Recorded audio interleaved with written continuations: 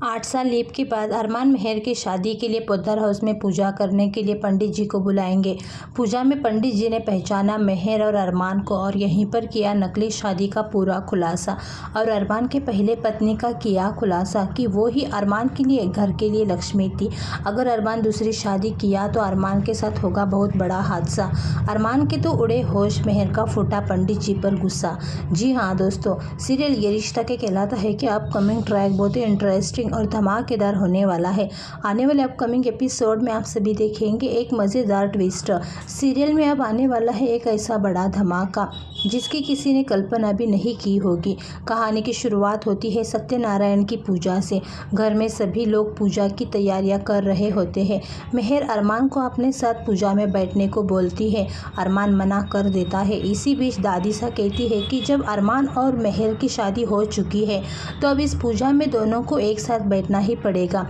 अरमान इस पर बार बार मना करता है क्योंकि उसके दिल में आज भी अभी रही है, लेकिन मेहर घर वालों का पूरा साथ देती है और अरमान को समझाती है कि ये पूजा नए विवाहित जोड़ों के लिए बेहद ही शुभ मानी जाती है। मायरा भी अपने दिल में अभीरा के लिए नफरत करते हुए मेहर से शादी करने के लिए अरमान से कहती है। अब मायरा की खातिर मजबूरी में अरमान भी मेहर के साथ बैठने को राजी हो जाता है। पूजा शुरू होती है और घर का माहौल पवित्रता से भर जाता है, लेकिन तभी एंट्री होती है उसी पंडित जी की जिन्होंने अरमान और मेहर की शादी करवाई थी।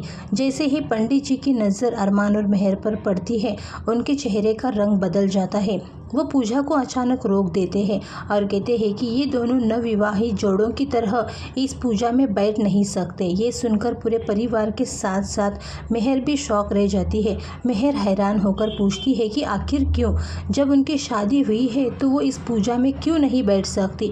तभी पंडित जी वो सच बताते हैं जो अब तक सिर्फ अरमान और वो खुद जानते थे।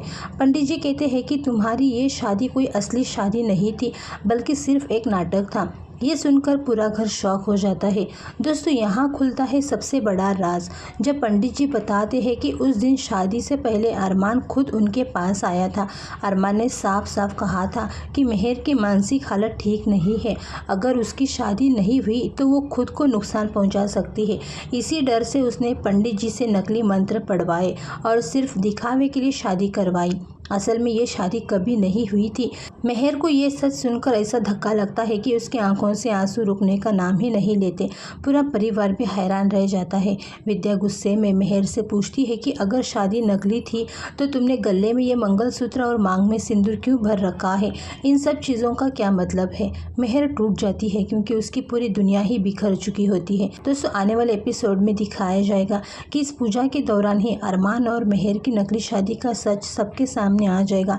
अरमान की असलियत परिवार के सामने खुल चुकी है और मेहर को अब तक का सबसे बड़ा धोखा मिला है। अब सबसे बड़ा सवाल ये है कि इस सच के सामने आने के बाद अबीर और अरमान के रिश्ते में कोई नई शुरुआत होगी। दोस्तों, ये ट्रैक बेहद ही इमोशनल और ड्रामेटिक होने वाला है और व्यूवर्स को एकदम बांध ही रख देगा।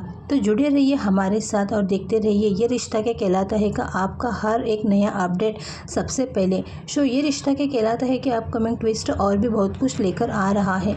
दोस्तों, वीडियो पसंद आई हो तो वीडियो को लाइक कीजिए, चैनल पर नए हो तो सब्सक्राइब कीजिए। मिलते हैं नेक्स्ट वीडियो में।